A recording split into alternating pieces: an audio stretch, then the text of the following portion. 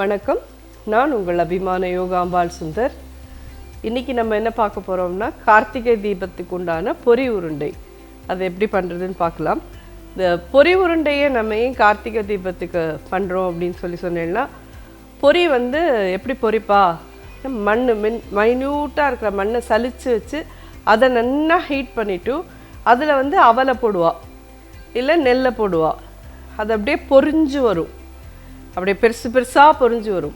அந்த மாதிரி பொரிஞ்சு நம்மளுடைய வாழ்க்கையில் சந்தோஷங்கள், நிறைய செல்வங்கள் எல்லாம் பொரிஞ்சு வரணும் அப்படின்னு பகவான்கிட்ட வேண்டிட்டு பண்ணுற ஒரு தாத்பரியம் தான் இந்த பொரி உருண்டை.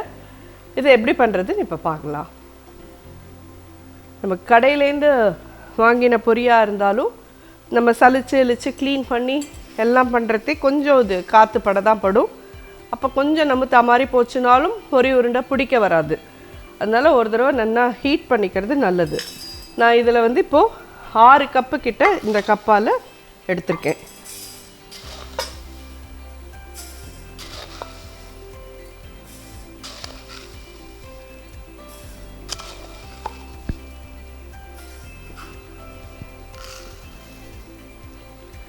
ஆறு கப்பு எடுத்திருக்கேன். அப்போது ஒரு கப்புக்கு, அதாவது 3 கப்பு பொரிக்கு 1 கப்பு வெல்லம், அதுதான் இதோட அளவு. இப்போ நம்ம 6 கப்புக்கு 2 கப்பு வெல்லம் எடுத்துக்க போகிறேன். அந்த 2 கப்பு வெல்லத்தை நான் வெறுமை 2 கப்பு வெல்லத்துக்கு அரை கப்பு தண்ணி விட்டு கரைச்சி எடுத்து வச்சுருக்கேன். பாகெல்லாம் ஆக்கலை, வெறும் கரைச்சி தான் வச்சுருக்கேன். இதை இனிமே தான் பாகாக்கணும். இப்போ இதோட இன்னும் என்னென்னா, வேண்டாத பேருக்கு தான் வெறும் அவல் அப்படின்னு சொல்லுவாள். நிறைய பேர் இதோட கூட பொட்டுக்கடலை போடுவா, நிலக்கடலை போடுவா, எள்ளெல்லாம் சில பேர் போட்டு பண்ணுவா. எனக்கு அது வழக்கம் கிடையாது. அதனால் நான் இதோட கூட நெல் பொரியும் ஒரு கைப்பிடி போட்டுடுறேன்.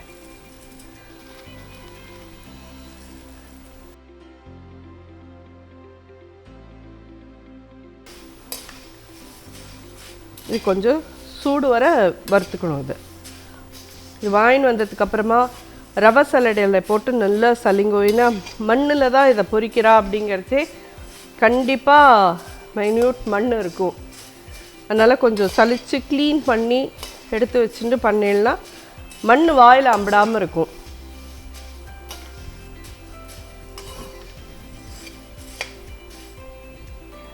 நல்லா வறுபட்டாச்சு, சூடு நல்லா இருக்குது. ஆறித்துனா நல்லா கிறிஸ்பாகிடும். இதை பெரக்கி வச்சுக்கலாம்.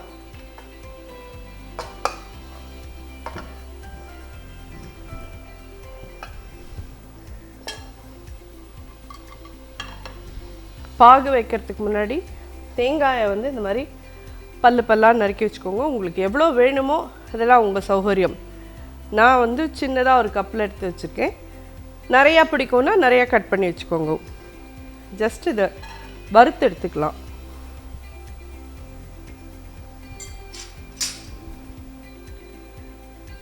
அரை ஸ்பூன் நெய் விட்டுருக்கேன்.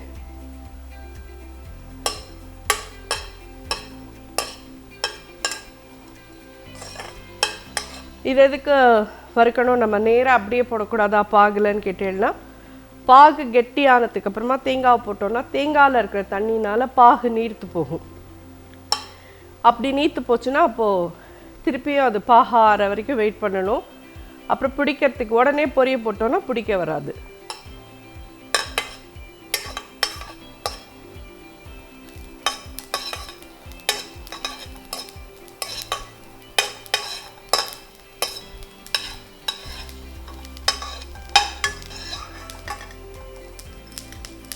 உங்களுக்கே பார்த்தேன்னா தெரியும், நிறம் மாதிரி ஒரு மாதிரி ப்ரௌன் கலரில் ஆகிடும் வறுத்த தேங்காய்.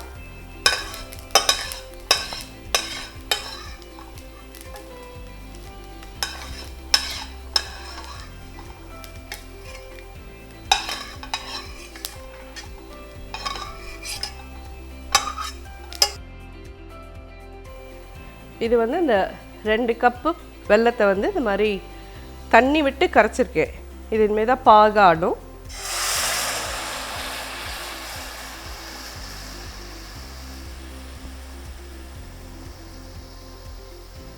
இதுக்கு பாகு பதம் என்னன்னு கேட்டேன்னா முன்னாடியே நான் வந்து உங்களுக்கெல்லாம் இந்த மனோகரம் உருண்டை பண்ணி காமிச்சிருப்பேன்.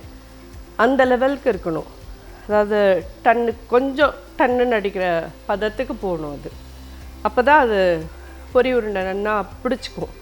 இல்லைன்னா உதிரி உதிரியாக இருக்கும்.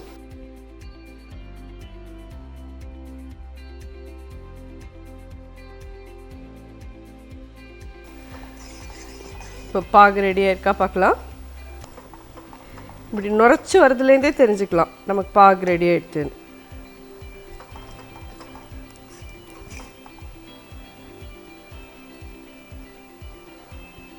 நல்லா ஃபேர்மாக இருக்குது. அடித்து காமிக்கிறேன் பாருங்க.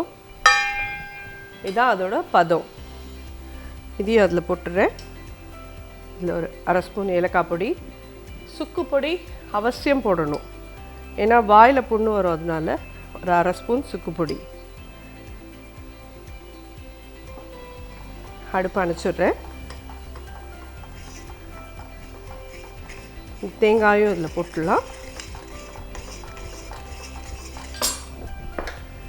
இந்த பாகை வந்து இதில் தூக்கி விட்டுக்கணும்.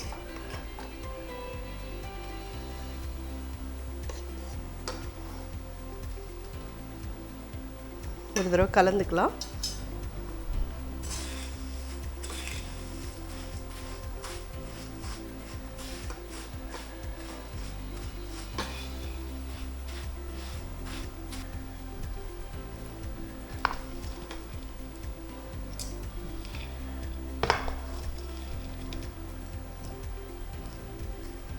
எல்லா பாகையும் விட்டாச்சு. இதில் நல்லா கலந்துட்டு கொஞ்சம் சூடு இருக்கிறதே தான் பிடிக்க முடியும். அப்புறமா ஆறி போயிடுத்துனா பிடிக்க வராது. இது இப்போ ஒரு சின்ன தட்டில் எடுத்து போட்டுக்கோங்க. கொஞ்சம் கொஞ்சமாக கையில் இந்த மாதிரி நெய் தடவிக்கோங்க.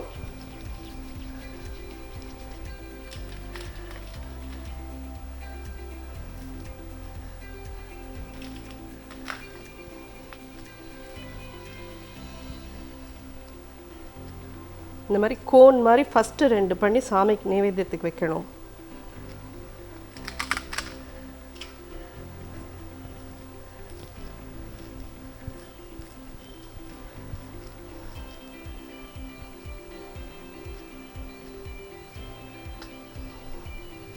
முதல்ல இப்படி ஜென்ரலாக உருட்டி போடுவோம். அப்புறமா நம்ம டைட்டாக உருட்டிக்கலாம். எடுத்த அடுப்புலேயே ரவுண்டாக ஷேப்பாக உருட்டணும்னு பார்த்தேன்னா வராது. கை சுடும், வேறு ஒன்றும் இல்லை.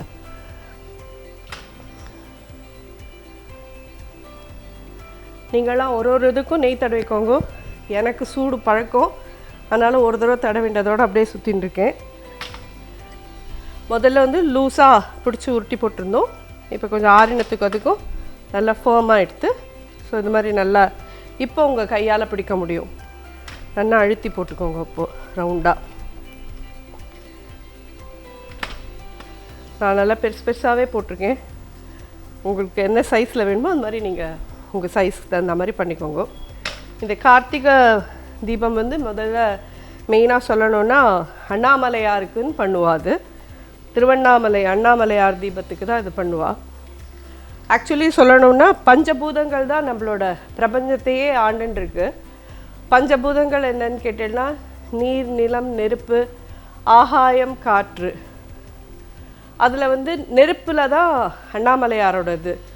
அதனால தான் நம்ம வந்து தீபம் ஏற்றி சாயங்காலத்தில் வீடு ஃபுல்லாக விளக்கேற்றி அண்ணாமலையார் அந்த இதில் எல்லாம். ஏன்னா பிரத்யக்ஷ தெய்வம் இதெல்லாம் நம்ம பார்க்கறது.